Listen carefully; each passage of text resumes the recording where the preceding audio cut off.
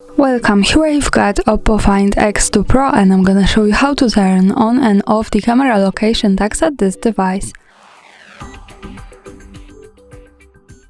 So at first we have to tap on the camera button to open it, and for now we are in the standard photo mode.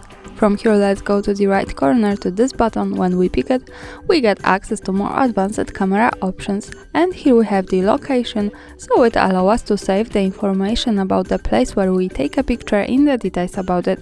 By using the button from the right we can turn it off or turn it on like that as we need. And here also the important thing is that to make it work correctly, when we want to save the actual location of our photo, we have to be connected with the internet, for example with the Wi-Fi or mobile data, and we have to turn on the location of this device. So remember about these two parameters, location and the internet, to make it work. Now let me keep turned on all of these settings. Let's move back to the camera and take a picture. To see the photo, let's move to the left to this button that follows us straight to the gallery. This is how it looks like. Now let's go to the right corner at the bottom to more, and here we have to pick the details. And now at the third position we have the location with full address. So greetings from Kraków, Poland. Thanks for watching, subscribe our channel and leave the thumbs up.